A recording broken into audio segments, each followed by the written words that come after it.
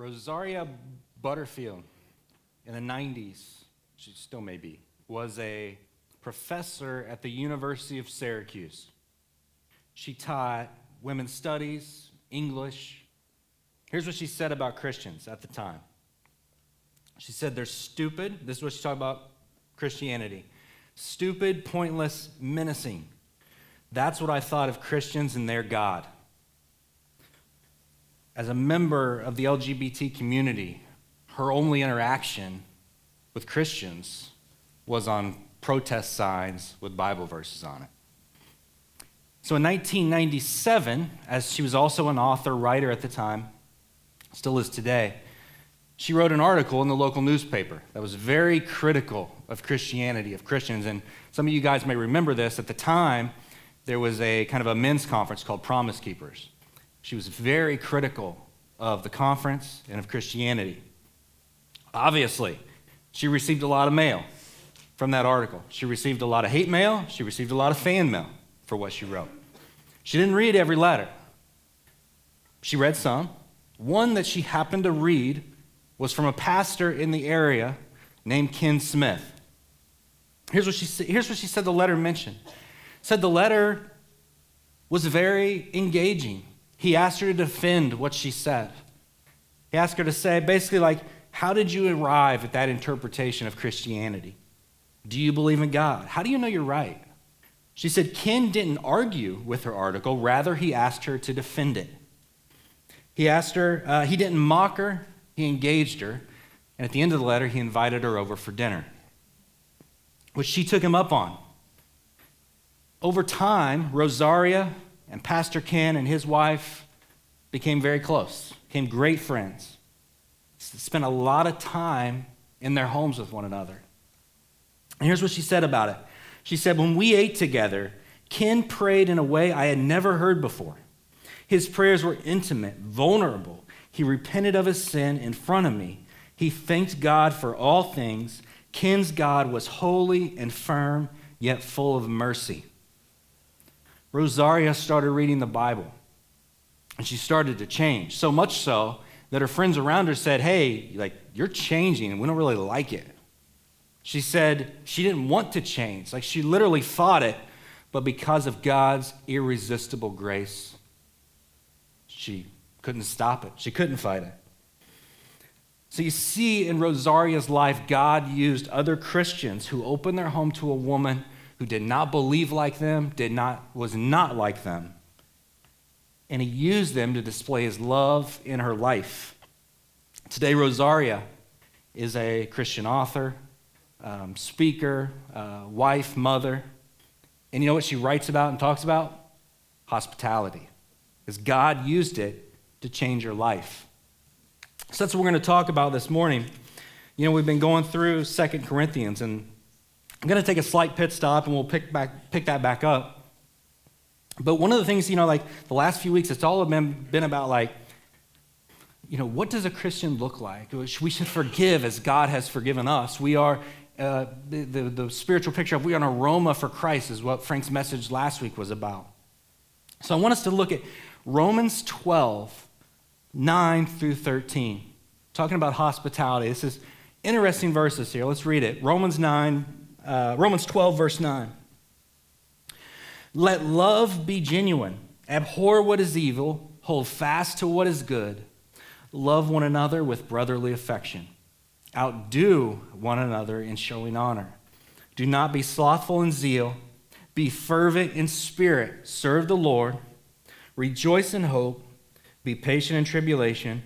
Be constant in prayer. And verse 13, contribute to the needs of the saints and seek to show hospitality.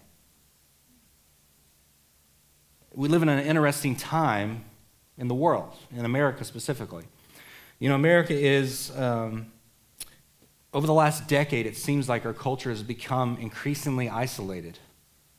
And on top of that isolation and individualism and consumerism, where everything is about us, it's what makes me feel good, what makes me look good, what satisfies me.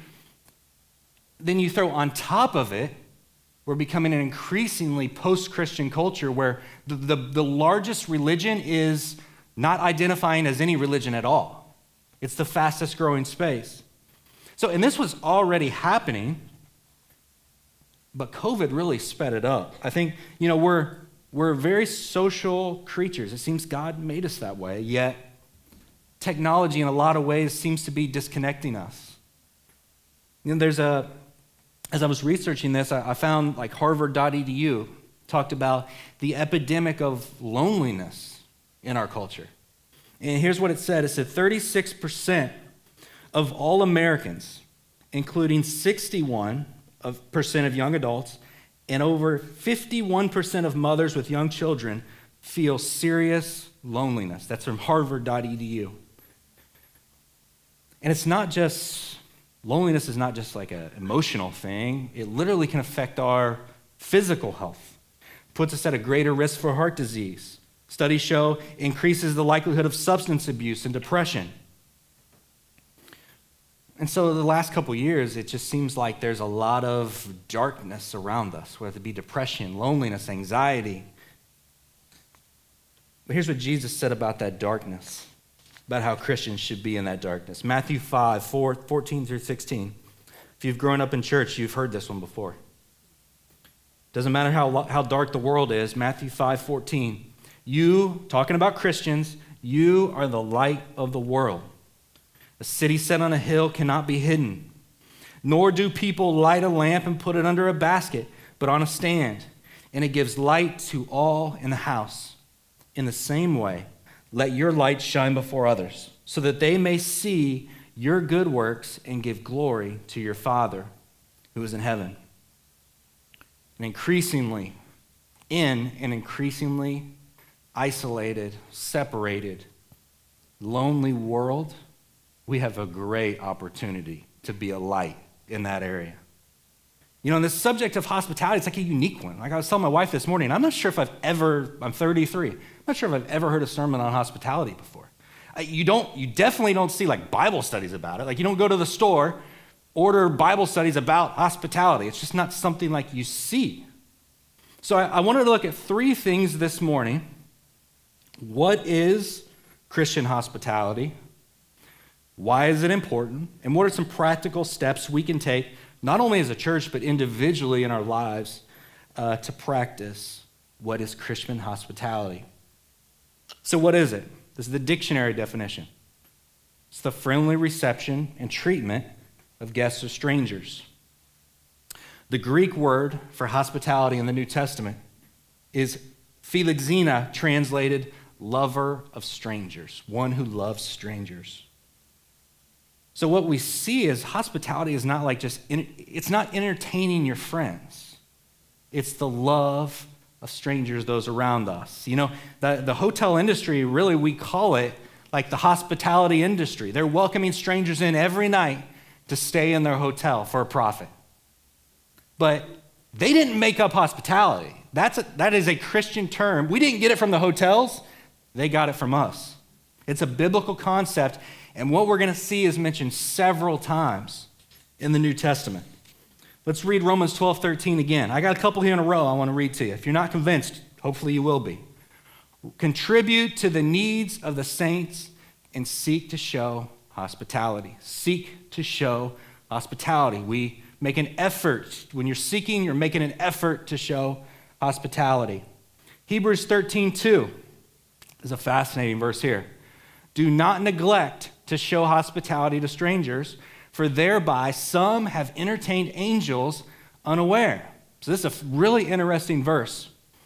A lot of scholars think it's referencing Abraham in Genesis, where Abraham welcomed, it was the Lord and two angels with him. A lot of scholars believe that's kind of what that's referencing.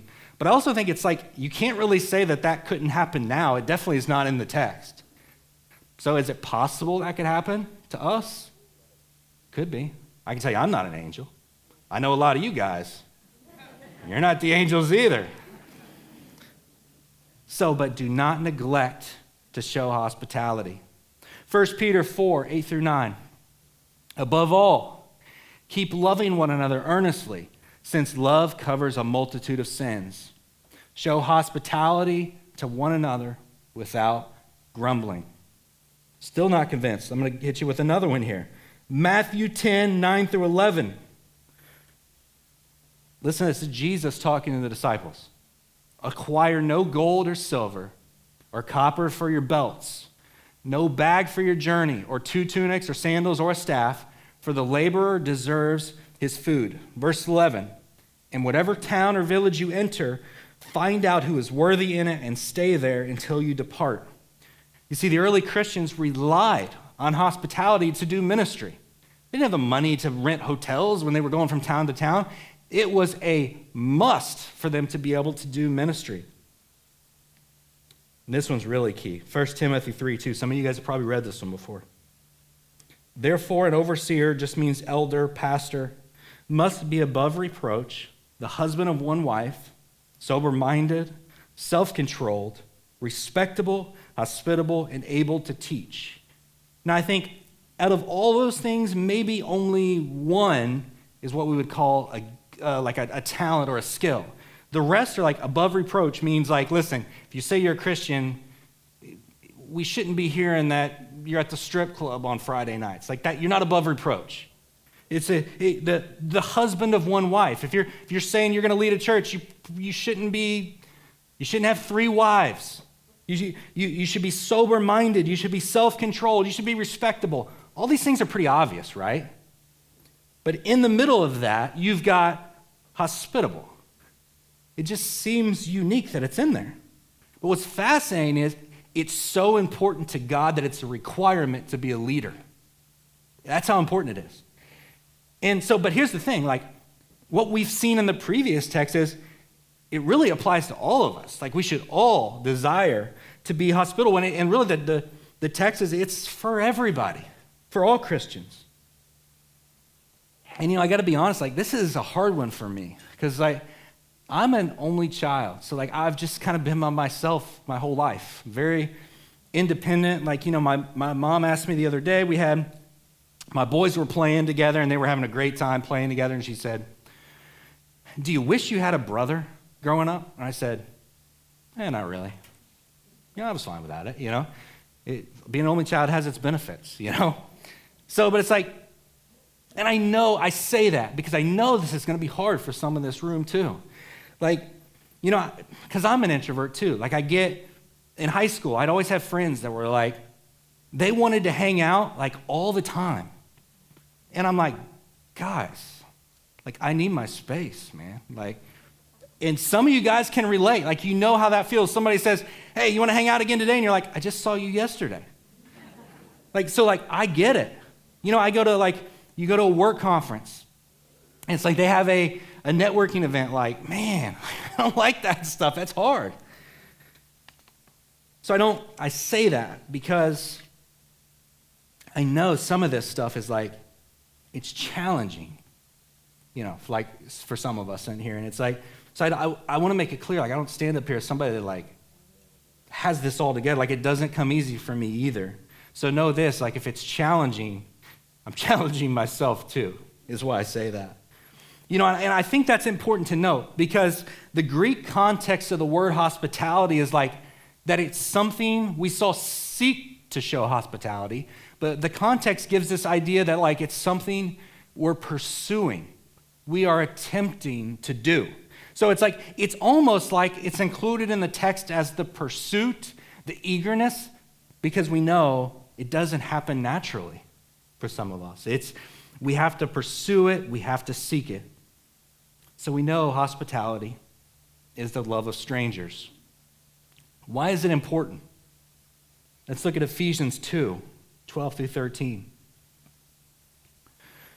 Remember that you were at that time separated from Christ, alienated from the commonwealth of Israel, and strangers to the covenants of promise, having no hope and without God in the world.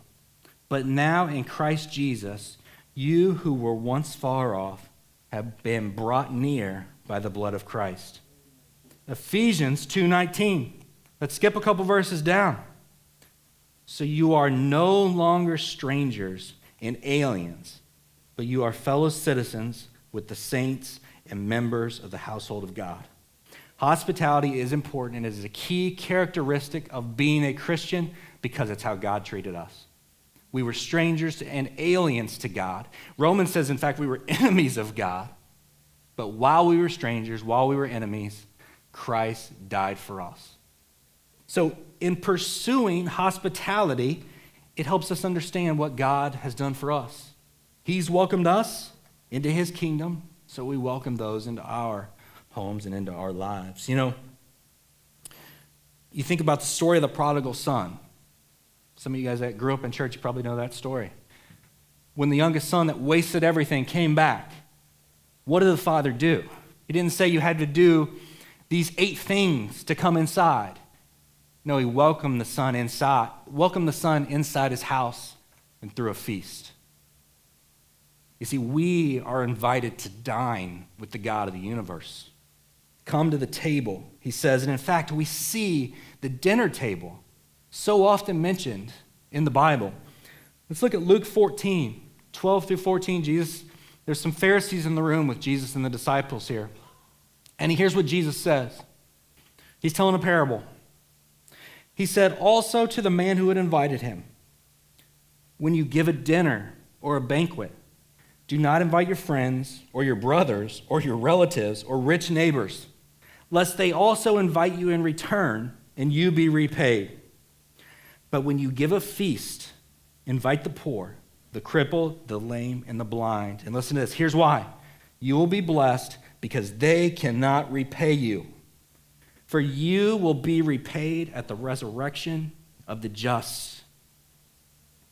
Do we seek, this is really a side note. I don't really know if that's even the point of the text, but do we seek to invite the outsiders around? Or is it just our buddies? That's not hospitality. It is, but it's not really what it's talking about. Do we seek to invite and love the outsiders around us? It's likely Jesus is saying this because people at the time were inviting people over for dinner in hopes of what they would get in return. And, I think that really there's a spiritual picture in that text. But when you give a feast, invite the poor, the crippled, because they can't repay you. That's how it is with us and God. God welcomes us and we're never going to be able to repay him. We can't repay him with our good actions. Man, if you're new, you can't repay him with your good actions. You can't repay. You don't earn your way to God by how good of a citizen you are, by how you vote, by how you, anything. It's only through the cross of Jesus Christ that we do that. And because of that, and here's the thing, if you're here this morning and you're questioning whether you should be here, you can belong here. Not because I say it, not because it's even the nice thing to say. You can belong here because Jesus died for you, and that's why you belong. It has nothing to do with us. We're welcome not because we're special, and we welcome each other into our families because God has welcomed us into his family. I got a 3-year-old and a 1-year-old. And the other night, I was putting my youngest to bed. His name's Easton, and my oldest is Isaac. My 3-year-old, I get him out of the bath. He's dressed. He's ready to go, my youngest. And I take him outside to the living room, and my oldest said, all right, Isaac, tell Easty goodnight. We call him Easty. I said, tell Easty goodnight. And he's telling me this story about, I didn't even know what he was talking about. And I said, all right, Isaac, tell Easty goodnight. And he's still telling me this story.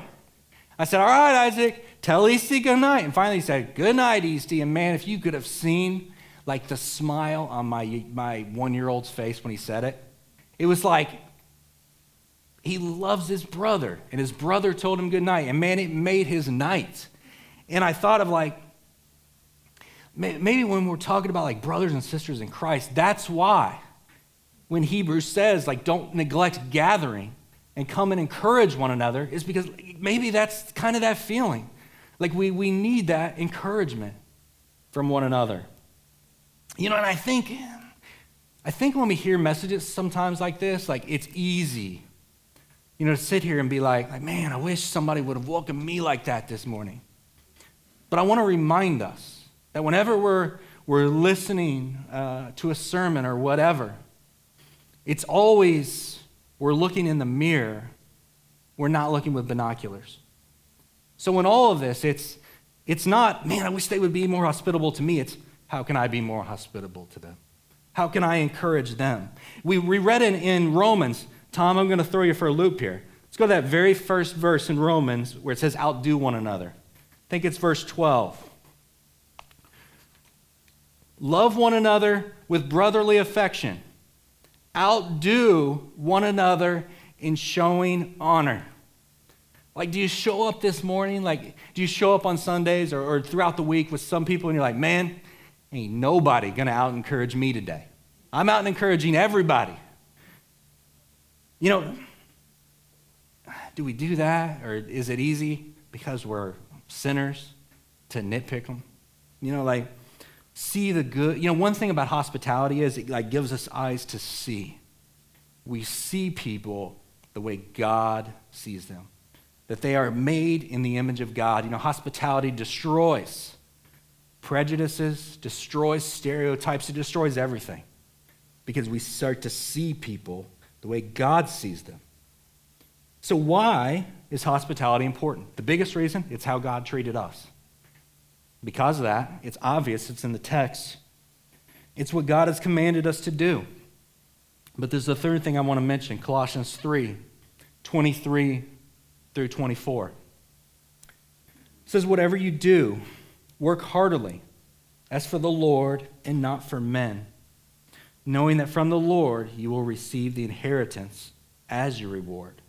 You are serving the Lord Christ. One of the things, you know, Frank has been saying a lot in kind of our elders meetings and even our administrative meeting is we as a church must, going forward, do everything with excellence.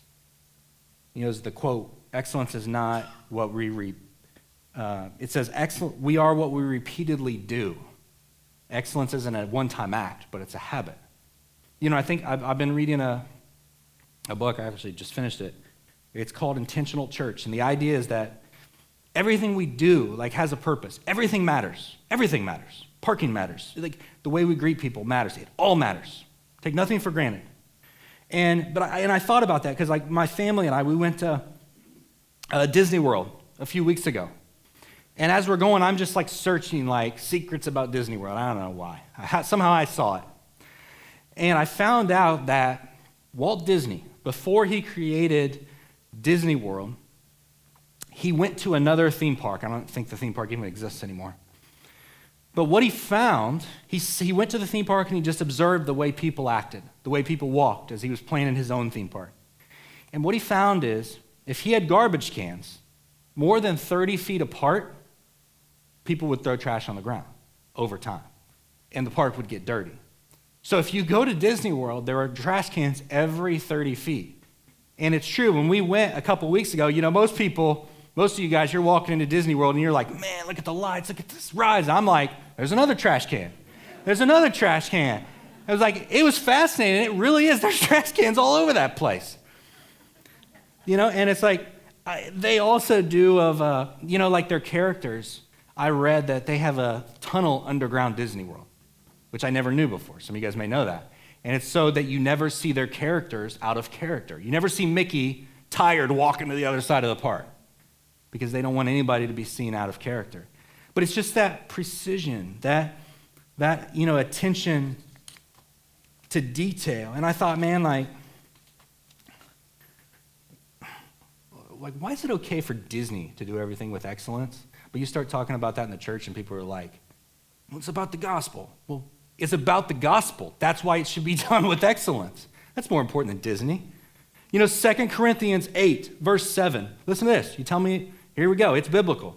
But as you excel in everything, in faith, in speech, in knowledge, in all earnestness, and in our love for you, see that you also excel in this act of grace also. The context is it's talking about generosity. But I think it's clear Paul is writing to the Corinthians and saying, like, you need to excel in this generosity. You need to excel in whatever you're doing. And here's the thing. It's not about perfection. Like, this idea of trying to serve the Lord with excellence is not about perfection. Listen, we're all sinners. We all make mistakes. There ain't nobody in this church that screws up more than me. So it's like, But it's about, like, excellence it's about the heart. It's about serving for the glory of the Lord. Excellence in our effort, in everything we do, not just at church, but at work, with our families, with whatever, even on, like, during the week. Like, our bosses should see us and be like, man, they're reliable. They show up on time. They reply to emails. What they do, they are above reproach. We do everything with excellence. And that's why it's like, man, if I was in full-time ministry, I would do all this stuff. No, you already are in full-time ministry. Everybody is. Like, I've heard people say before, man, I don't work with any Christians. Good. That's probably right where God wants you. That's probably right where God wants you. So what are some practical ways we can be hospitable? And I think it's important to note, like, it doesn't look the same for everybody. It's not like a one-size-fits-all. I think for some, pursuing hospitality, for some it may be talking. For some of you, hospitality is probably listening. For some, it's hosting. Maybe for some, it's being a guest.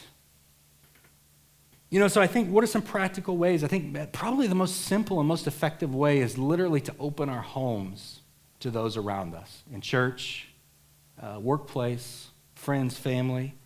And I think the idea is, when I was studying this, there was one, I can't remember where I read it, but it said, when we're thinking about hospitality, let's be more interested than interesting.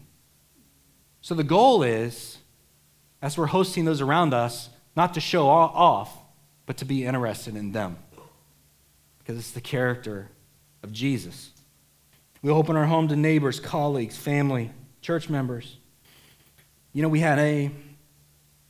did young adult, 18 to 25 for like 5 years before my boys were born. We had a Bible study at our house basically every Tuesday night for 5 years straight. And what we saw, just like people got married that met in that group, and it was just like, God just did incredible things, but also in us. I think sometimes, man, we just think this is we make it too elaborate. Like, maybe for you, being hospitable is inviting the lonely neighbor over to watch football and have pizza. Maybe it's inviting the single mom out to coffee. And what we see, like I said earlier, we see it so often in the Bible about eating together. It says now, when Jesus first talks about communion and teaches the disciples about communion, here's how it starts. It says, now as they were eating, Jesus took the bread. Matthew 11, verse 19. Here's what it says. The Son of Man came eating and drinking, and they say, look at him, a glutton and a drunkard, a friend of tax collectors and sinners.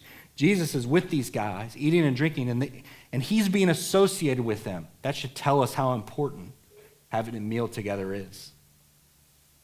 So I ask you this, one of the reasons I thought it would be a good time to talk about this is, Christmas is this weekend. And there's probably, who can you invite? Like, who is that family member that annoys you? That neighbor that annoys you? I think God wants us to be hospitable. I don't think that means we're taken advantage of. We got to be wise in all things. It's not wise for me to invite, to like have a stranger over in our house without me, with my wife and 2 boys. That's stupid. So we got to be wise. But it's this idea of like, we treat people with kindness, mercy, and grace the same way God treated us. See, we're all going to be different, but we play a role in God's plan, and we're all uniquely wired with different gifts to serve Him. My grandmother is an excellent cook. Her version of hospitality may be to have a widow over for dinner or to invite somebody over for lunch. My version of hospitality, I can tell you, is not going to invite you over for dinner. If you come over, it could be. My point is, I'm not going to be cooking. If you come over to my house, you're getting hot dogs and pizza. But my point is, like, it's not going to look the same for all of us. Maybe your version is like that older man that sits beside you on Sunday. You invite him over to watch a game. You invite that young lady that sits beside you to do something. You know, and I want to mention this as well. We're not going to know everybody like the same. You know, like we're not going to, we see that even among the 12 disciples. You had, Peter, James, and John they saw things with Jesus that the rest of the disciples didn't see. So I think it's not necessarily knowing everyone intimately, but hospitality is welcoming others around us the way Christ welcomed us. You say, Michael, man, I'm an introvert. This is hard. You say, maybe you're saying social distancing. I've been social distancing for 20 years, long before COVID. But it may be harder for you, but God still told you to do it. My brother-in-law, Frankie, is an introvert, but he's really good at this. Like, he attracts crazy. He really does. I think the reason he does is because he listens. We were on vacation this summer, and he disappears for actually you could see him. We're going to order food, and he's talking to this stranger for 15, 20 minutes at they had an outdoor bar where you order your lunch.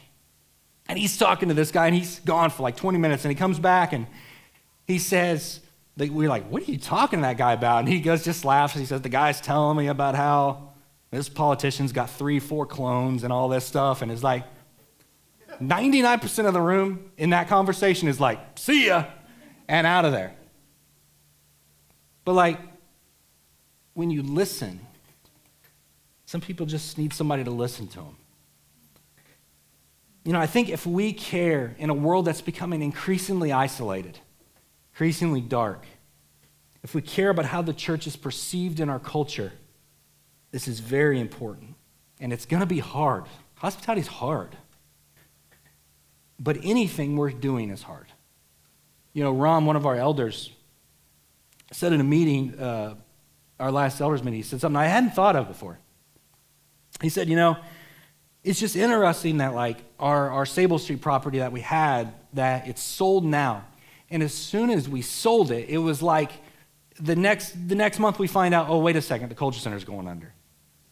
And he's like, that was God getting us out of there. Because it was if we would still have that building, we could always say, well, we can always go back there. He's like, but no, that was God saying, you guys ain't going back there, and I'm going to get you out of there before you know this place is going under.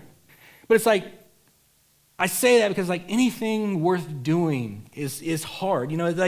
I say that because if we're going to have to make a sincere effort on the topic of hospitality, because it's probably, we all live busy lives. It's not going to happen naturally. So I think think about push-ups or eating healthy. I need to lose 20 pounds. You know why I haven't lost 20 pounds? Because it's hard. It's hard to do push-ups and eat healthy. So it's but our actions prove if something is important to us. If me losing 20 pounds was important enough, I would do it. But it's clearly not, because I haven't done it. So it's but what happens if, and I'm going to have to do it now that I'm saying this, I need to do it anyway. What happens if you exercise every night and you eat healthy? You see results, don't you? So it's this idea of compound interest.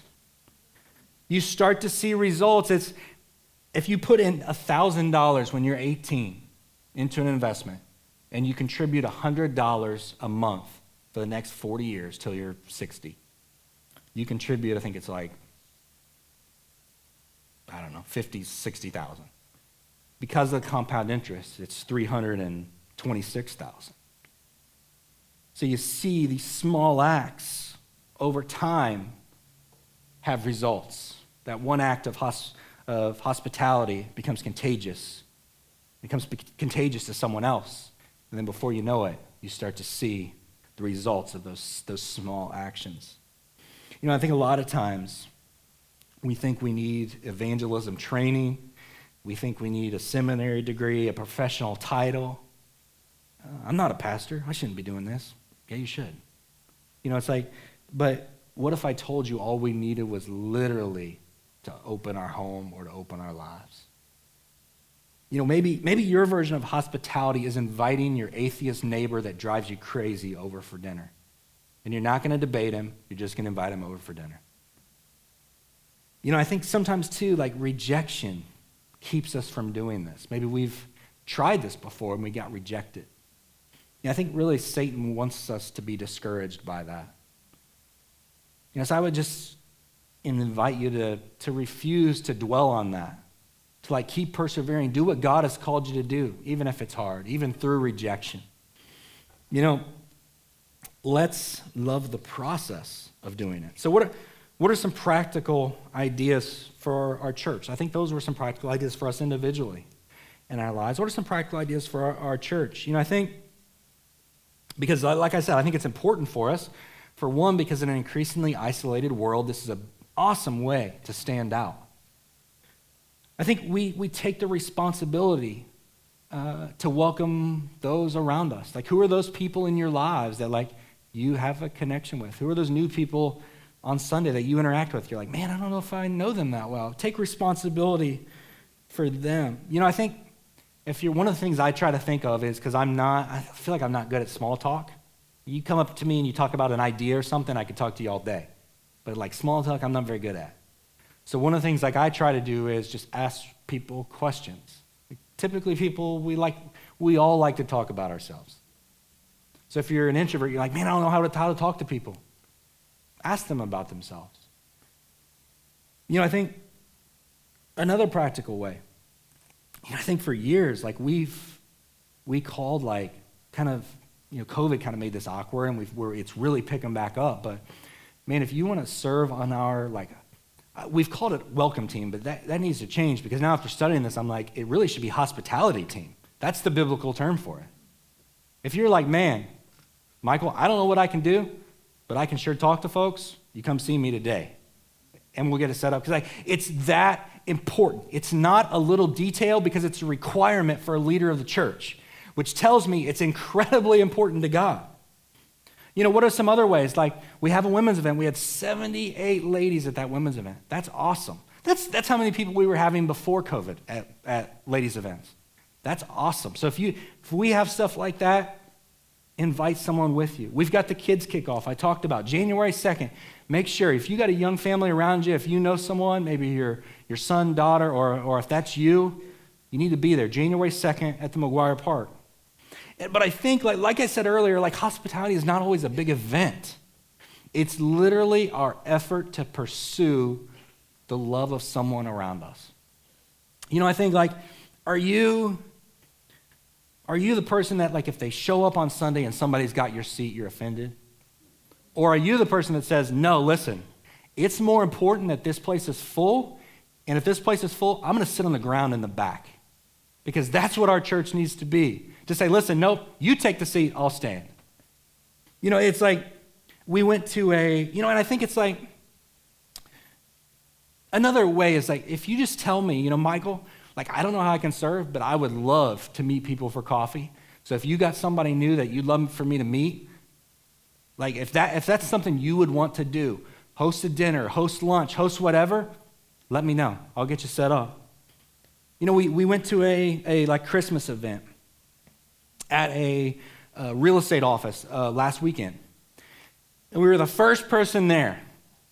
And I told you, I'm an introvert. I don't like that. I don't I got no problem being up here, and hopefully you guys are all listening, but I don't like going to a real estate event and I'm the only person there with, I don't want all 10 eyes on me. I just like to go in and sneak out. And I told Nathaniel was there with me and my wife, and I'm we pulled up and it was just kind of awkward because we're the first people there. And I said, this is how people feel when they walk into our church sometimes when they don't know anybody. And it was kind of eye-opening for me to recognize that. And so what it made me think, and part of the problem was because we were the first people there was nobody else there. So it's if you're thinking, man, I don't know how I can serve, here's a great way you can serve. Show up at 10 o'clock and sit out front and talk to people. You don't have to do anything but show up early and talk to people. So people know there are others here that care about them. You know, I think it's easy. Man, it's hard to talk to that person. They're kind of awkward to talk to. You know, I say something to them and they don't say anything back. Maybe God wants to hear from you more too. You know? I think it's like, man, this is uncomfortable for me. I don't like it. You know, Dave Graham, who plays the bass right here, a couple weeks ago, in our text, he's like, man, my back is hurting, so I'll miss practice, but I'll be there Sunday. I don't know if he had surgery on his back. I can't remember the specifics. But he's like, Jesus went to the cross for me. The least I can do is stand up there for 1 hour and play the guitar on Sunday morning. It's like, it's going to be hard. Like, serving the Lord and following Jesus is hard. But anything worth doing in life is hard. You know, and here's the thing too, like, man, on this, you're not going to find, like, our leadership here, like, is so open to ideas. You ain't got to go through 8 committees to get an idea approved. You got to say, hey, Michael, here's an idea I got. Or here, hey, Ron, hey, Eric, here, Pastor Frank, here's an idea I got. Sounds like a good idea. Go do it. You know, so it's like, I say that because, man, like, I think one of our goals as a church should be to, like, excel in hospitality. To where, like, and we're not there yet, but we can be. And I think we will be.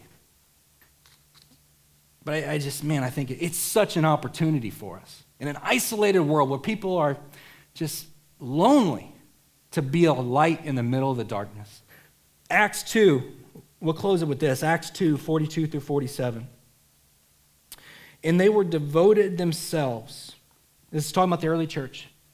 And they devoted themselves to the apostles' teaching and fellowship, to the breaking of bread and the prayers. And awe came upon every soul, and many wonders and signs were being done through the apostles. All who believed were together, and all had things in common. I mean, 45 is literally one of the most crazy verses in the Bible. And they were selling their possessions and belongings and distributing the proceeds to all as any had need. And day by day, attending the temple together and breaking bread in their homes, here it is again, they received their food with glad and generous hearts, praising God and having favor with all the people. And the Lord added, listen to this, and the Lord added to their number day by day those who were being saved. You know, hospitality is it's eagerly pursuing the love of strangers because it's not going to come natural. It's not just hanging out with our friends. It's welcoming those who look and think differently than us. So I think, like, I don't want us to shrug this off as a small detail. It's not merely a suggestion from God. It's a command. But why? You know, I think John says people will know you by the way you love one another. Our faith will be real by the way we love one another. You know, God and strangers. You know, God has been hospitable to us. So we forgive because God forgave us. We serve because he came to serve. We humble ourselves because he humbled himself. We sacrifice because he sacrificed. We love because he loved. And we are hospitable because he has been hospitable to us. We take it one moment at a time. It's a process. We serve the Lord with excellence. We're the marketers. God closes the sale. You know, let's ask God to do a work among us that is beyond anything we can ask or think. We serve a God that does the impossible. Let's pray together.